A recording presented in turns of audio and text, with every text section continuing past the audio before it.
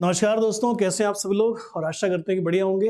MPPSC assistant professor 2023 जो exam होने वाला है, उस एग्जाम डेट की एप्लीकेशन डेट्स एक्सटेंड कर दी गई हैं।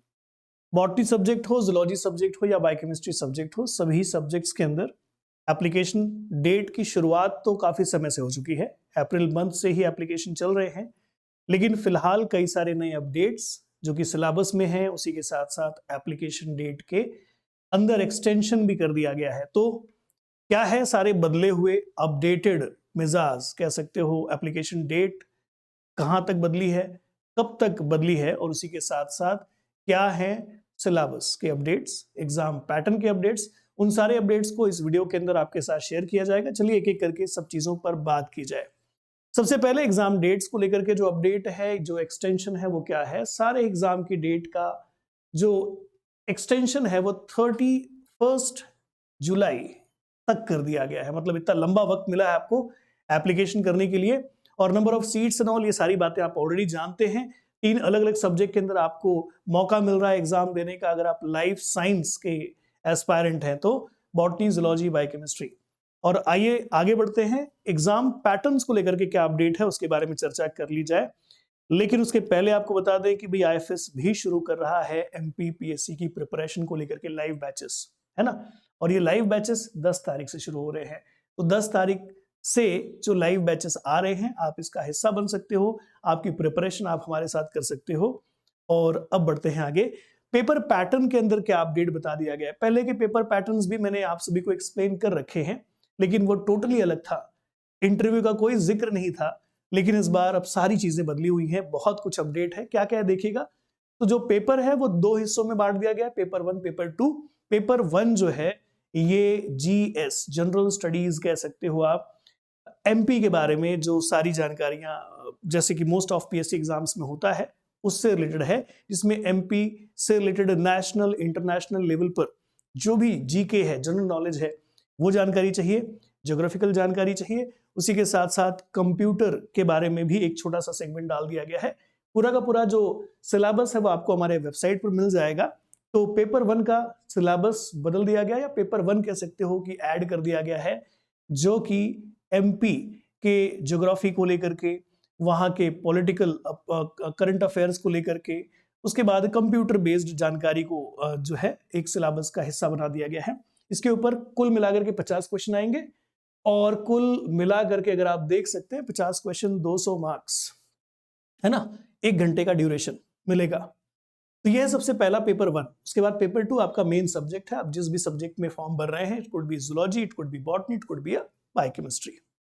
इसमें कुल मिलाकर के मिलेंगे 150 सवाल। तो 150 सवाल, और कितने मार्क्स के लिए है, तो भाई मार्क्स बहुत ज्यादा है। 600 मार्क्स के लिए 3 घंटे का पेपर। दैट मीन्स अगर आप देखेंगे तो हर एक क्वेश्चन काफी सारे मार्क्स वाला है ना। इस हिसाब से अगर पेपर 1 और पेपर 2 की बात करें तो 800 मार्क्स तो यहां से हो जाते हैं। 100 मार्क्स आपको इंटरव्यू से मिलेगा। तो इंटरव्यू से एग्जाम क्वालिफाई होने के बाद, आपका इंटरव्यू राउंड्स के लिए सिलेक्शन होने के बाद, इंटरव्यू 100 मार्क्स का होता है। कुल मिलाकर के पेपर होने वाला है राउंड फिगर 900 मार्क्स का। तो ये बहुत बड़ा चेंज है पेपर पैटर्न के अंदर। इसके पहले के जो पेपर पैटर्न थे वो बहुत ज्यादा आसान लग रहे थे, और उन्हें बहुत आराम से क्वालिफाई भी किया जा सकता था सिर्फ सब्जेक्ट नॉलेज के आधार पर। लेकिन अब पेपर 1 भी क्वालिफाई करना पड़ेगा, उसकी भी तैयारी करनी पड़ेगी, और इसके लिए भी आपको डेफिनेटली आईएफएस मदद कर पाएगा, लेकिन समय के बाद। अभी फिलहाल हम पेपर 2 को लेकर के जो बैचेस है वो शुरू कर रहे हैं। आइए बात कर ले सिलेबस में क्या बदलाव है। तो सिलेबस जो पेपर 1 का, जैसे मैंने कहा कि पेपर 1 के सिलेबस में ये सारे टॉपिक्स हैं जो आपको पढ़ने पड़ेंगे। टोटल 5 अलग अलग टॉपिक्स हैं, जैसे कि history, cultural and literature of MP, geography of Madhya Pradesh, political economy of MP, उसी के साथ साथ current events, current affair national international level पर एमपी के, और information and communication technology IT से भी एक छोटा सा टॉपिक है जिसमें दिया गया है। तो यह है पेपर 1 का सिलेबस। समराइज्ड सिलेबस है ये। डिटेल में चाहिए तो आप हमारी वेबसाइट से डाउनलोड कर सकते हैं, वेबसाइट पर जाकर के चेक कर सकते हैं। ओके, जूलॉजी को लेकर के भी हमारी नई बैच शुरू हो रही है। तारीख वही है 10 अप्रैल। जल्दी इनरोल करिएगा। जो बॉटनी का पेपर है उस बॉटनी के सिलेबस में क्या अपडेट है, पुराने वाले सिलेबस से इस सिलेबस में जो सबसे पहला यूनिट है वही सबसे बड़ा चेंज है।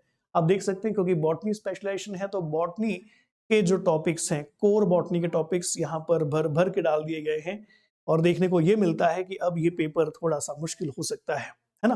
तो unit number 1 biology and diversity of lower plants, that means viruses से लेकर के आपको सारे के सारे ग्रुप ऑफ ऑर्गेनिजम्स के बारे में पढ़ना पड़ेगा। उसके बाद फिर diversity of bryophyta, pteridophyta, gymnosperm, इनके बारे में बात करनी पड़ेगी। फिर morphology and taxonomy of angiosperm, मतलब कंप्लीट बॉटनी पढ़नी पड़ेगी, ठीक है। डेवलपमेंटल बायोलॉजी पढ़नी है जिसमें मॉर्फोजेनेसिस और ऑर्गेनोजेनेसिस प्लांट्स की आपको पढ़नी है डिटेल में अच्छे से। फिर प्लांट फिजियोलॉजी और बायोकेमिस्ट्री दोनों एक साथ एक ही यूनिट के अंदर मर्ज कर दिए गए हैं। And finally plant ecology, ethnobotany, applied botany, cell biology and evolution, देखो दो अलग अलग टॉपिक को फिर से मर्ज कर दिया गया। मॉलिक्यूलर बायोलॉजी जिसे मॉलिक्यूलर जेनेटिक्स लिखा गया था लेकिन मैंने यहाँ पर थोड़ा सा चेंज कर रखा है, tools, techniques and biology and biotechnology. जी हाँ, ये है बॉटनी का सिलेबस, थोड़ा सा वास्ट कर दिया गया है, आपको बहुत सारी बातें पढ़नी है और ये सारा सिलेबस आईएफएस अपने सेशंस में कवर करेगा, ठीक है। आगे बढ़ते हैं और अब आपको बता दिया जाए जूलॉजी के सिलेबस में क्या अपडेट है। जूलॉजी के सिलेबस में फिर से वही 10 अलग अलग पॉइंट्स, तो कुल मिलाकर के सब्जेक्ट में 10 अलग अलग यूनिट्स है जो कि आपको पढ़ने हैं। यहाँ पे सबसे पहला unit molecules and their interaction, that means biochemistry, जो आप सीएसआर में पढ़ते हो वैसी ही। Cellular organization, that means cell biology, again CSR वाला पैटर्न दिख रहा है थोड़ा सा। Cell communication, cell signalling, CSR का पैटर्न ही है। Developmental biology, structure and function of invertebrate, अब आ गया जूलॉजी।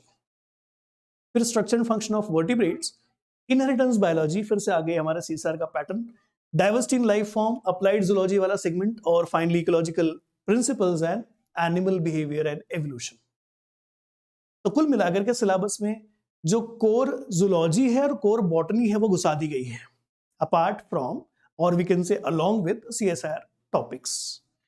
तो थोड़ा सा ये जो बदलाव है ये आपके सब्जेक्ट नॉलेज को अच्छे से चेक करेगा, न सिर्फ सीएसआईआर नेट जैसे प्रिपरेशन वाले नॉलेज को, उसी के साथ साथ जो क्लासिकल कोर है जूलॉजी बॉटनी का उसे भी। बायोकेमिस्ट्री के सिलेबस के बारे में मैंने यहाँ पर फिलहाल कोई इंफॉर्मेशन नहीं दी है, लेकिन अब वो जानकारी भी आपको हमारे वेबसाइट से आराम से मिल सकती है। तो ये है कंप्लीट अपडेट्स किसके बारे में, एमपीपीएससी असिस्टेंट प्रोफेसर एग्जामिनेशन के बारे में। तो ध्यान रखिएगा हमारी बैच शुरू हो रही है एमपीपीएससी बॉटनी जूलॉजी दोनों की प्रिपरेशन के लिए। कब? 10 तारीख से। आप हमारे साथ जुड़ सकते हैं, आपकी प्रिपरेशन लाइव बैचेस में कर सकते हैं और फाइनली सफल हो सकते हैं इस एग्जाम के अंदर, क्योंकि हमेशा जितने भी पीएससी एग्जाम से आप देख लीजिए, आरपीएससी हो, यूपी पीएचएससी हो या फिर कोई भी पीएससी एग्जाम हो, रिजल्ट यहीं से आता है। टॉप रैंकर्स हमेशा आईएफएस के होते हैं। तो thank you so much, happy learning to all of you. मिलते हैं बैचेस के अंदर। Thank you, good bye.